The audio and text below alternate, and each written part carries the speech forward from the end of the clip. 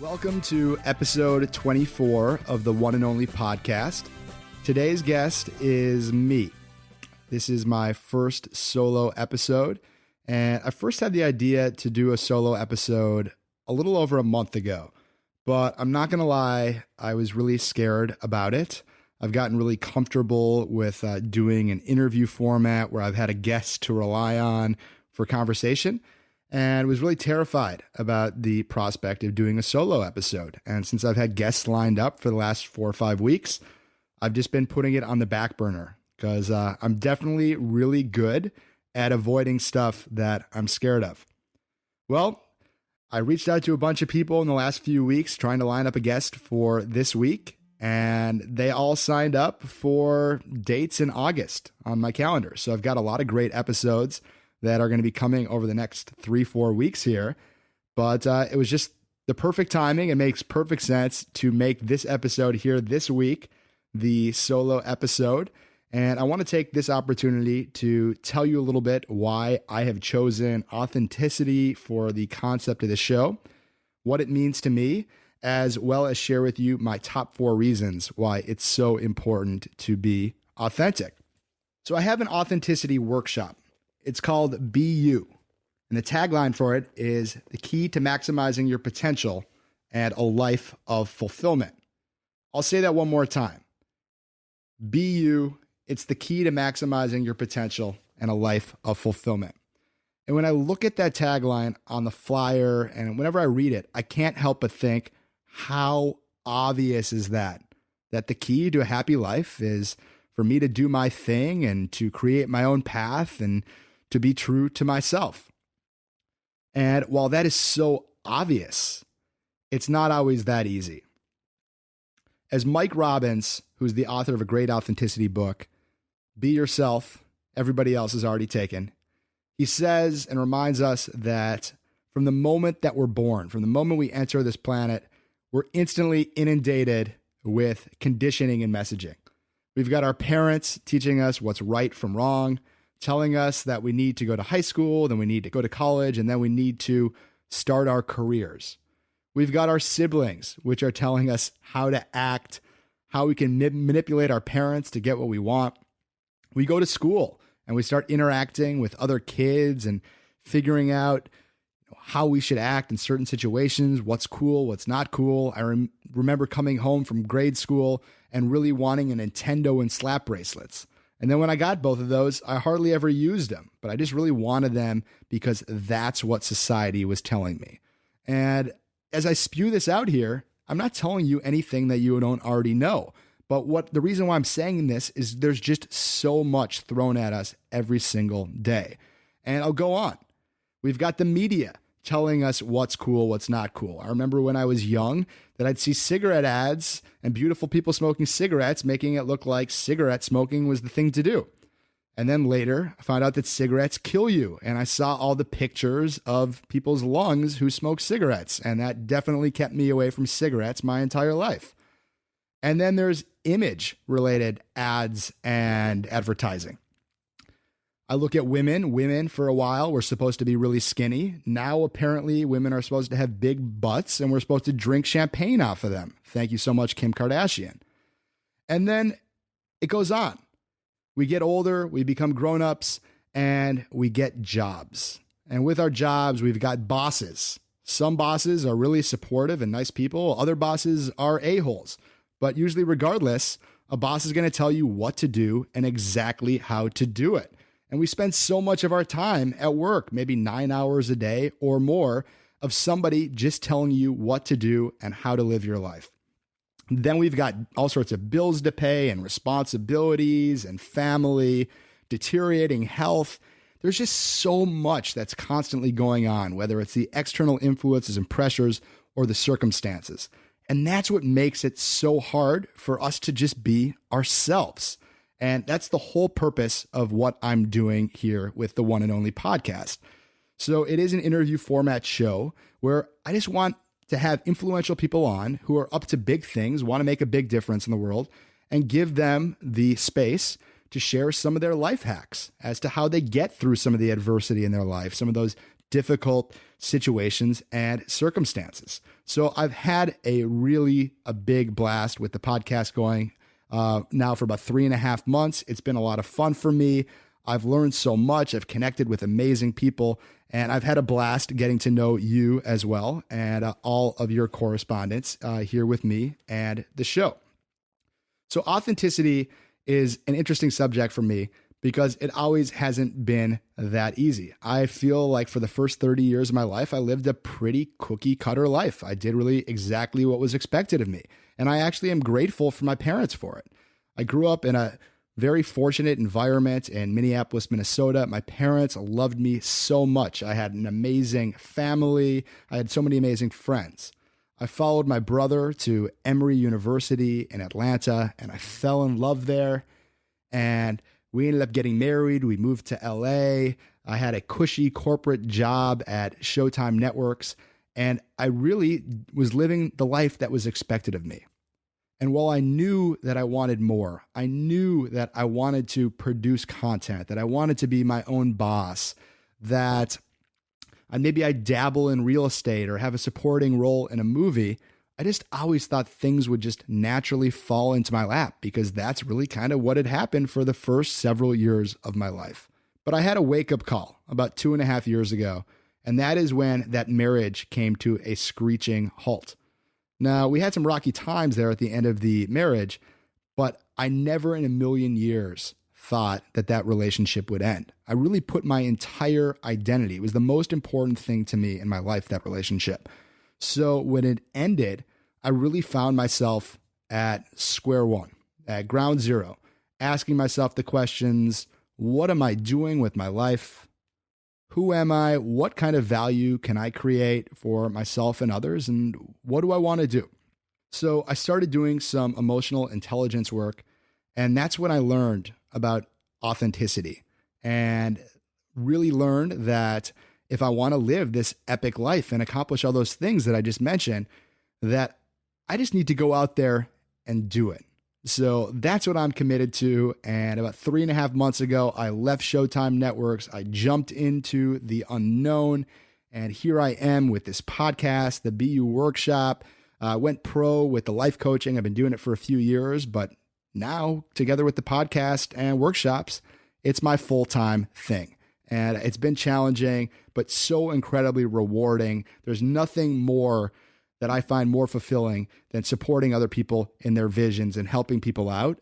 And it all stems back to my overall goal, which is to inspire and empower 100,000 people to really be true to themselves, to honor their feelings, and to live a life they are proud of. And like I said, that's what I'm set out here to do with the One and Only podcast. What is authenticity? For me, my definition is choosing to have the courage to be vulnerable in order to live and speak my truth in a world with so many external influences and pressures. And when I read that, the two words that really stand out for me are courage and vulnerability. For me, like when I'm giving feedback to a friend, I have friends that approach me all the time with business ideas. And sometimes it's really tough for me to share how I really feel. Like if I think that their business idea is a terrible one. And then I'm asking myself, do I just kind of give a white lie and tell them that I don't want to invest because the time's not right? Or do I step up and courageously share that while I love them and I'll support them in anything they do, these are my serious reservations about this business idea? So that to me is the biggest challenge in my life as to where authenticity falls in, because I fear that I'll lose a relationship if I really express how I really feel. So that's the definition for me. But I look at authenticity from two perspectives. I look at authenticity in the now, which is really in line with the definition, having the courage to speak my truth, regardless of the outcome on others. Then I look at authenticity from more of a macro point of view, taking a look at my life today in relation to my greatest goals and aspirations. Am I doing what I want to be doing at this stage of my life? Am I accomplishing my goals and my dreams? But I want to start out with a couple examples. The first one in the micro, and I feel the perfect example here is Dr. Martin Luther King. Dr. King got arrested 30 times in his quest for civil equality. He didn't care that he was getting arrested. He was so committed to the cause that he went out and said it anyways, and as a result has transformed this country. And then in terms of the macro, I want to use Oprah as the example. Oprah was born into extreme poverty. She was sexually abused multiple times as a young girl. She gave birth to a stillborn baby at age 12 or 13 years old. So the odds were so stacked up against her to ever get out of this awful situation.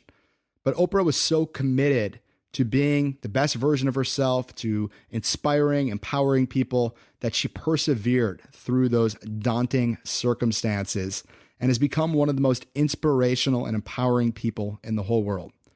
So I can't help but ask myself, if Oprah can get over that level of adversity, shouldn't I be able to get over mine, which was that divorce and my dad having young onset Alzheimer's disease, which he's had for the last 15 years. And my answer to that is yes, I can and I will overcome this adversity and create the life that I'm committed to creating and living. So I want to share with you my top 4 reasons as to why it's so important to be authentic. The first one is because when I have a heightened self-awareness, I have a greater self-confidence. And when I'm confident, I feel empowered, like I can go out and do anything. So I feel like that one's pretty clear. But it's very dangerous not to honor my feelings. And I've learned this lesson definitely the hard way. Because when I was young in elementary school, I got bullied. Did you get bullied? I mean, pretty much everybody got bullied at some point. But when I was 12 or 13 years old, I went to a new school and kids were not nice to me at all. They called me goofy. They called me out for picking my nose. Apparently they didn't like when I broke out randomly into Broadway musicals. And in that moment, I threw up my hands and I called the bullies right. And so I essentially was so focused on being liked and fitting in that I tuned out my feelings and how I really wanted to be, how I really wanted to self-express myself. I just pushed them down and tried to do what everybody else did because that way I'd feel better about myself. And I didn't even realize how dangerous that was. And by the time I was 30, when I started doing this emotional intelligence work, when I was asking myself, who am I after that marriage ended, I realized that I was still making decisions based off of that philosophy that I adopted when I was 12 or 13. And that was to really not listen to myself and to do what was expected of me, to follow others' lead. And that compounded over 20 years. So when I really started practicing my authenticity, I didn't even know how to trust myself or to trust my intuition. But when I really started to focus on it and had the courage to state how I really felt in the moment, in conversation, aligned with what I wanted to create most in life, that when I was true to myself, I had a greater self-awareness, like I said. And when I was being authentic, I felt good about myself. I was confident. And when I'm confident, I feel empowered to go out and accomplish whatever I want to accomplish. So that is number 1. Number 2 is that when I'm being true to myself, I don't need to try to fit in. I'm going to naturally belong. This is something that Brené Brown, who's one of the most renowned authenticity and vulnerability experts, has been stating for years. And what she says is that it all starts with a self-acceptance, a self-love. And as I'm sure you've heard this in the past, that you got to love yourself in order for others to really, truly love you. Because if you don't love yourself, why should other people love you? And Brené Brown talks about the difference between fitting in and belonging, that fitting in is trying to conform to be something else in order to get that love that just all humans are wired to want and to crave. and to desire. So I want to make a quote here, recite a quote from the wise Yoda from Star Wars. He said, "Do or do not. There is no try." So in this instance, just be yourself and you're going to belong and you are going to shine bright.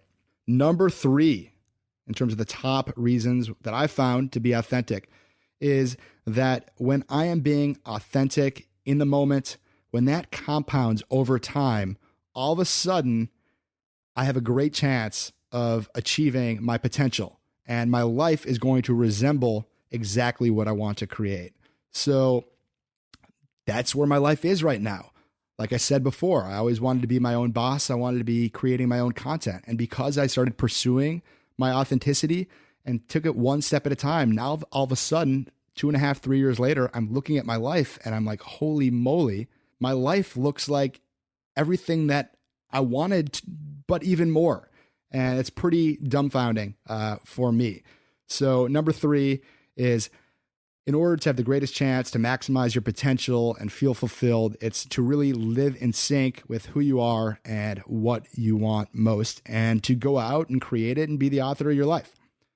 And then number 4 is that each one of us matter. There's only one of each of us. There's over 7 billion people on the planet, but only one of each of us. We're so beautifully unique.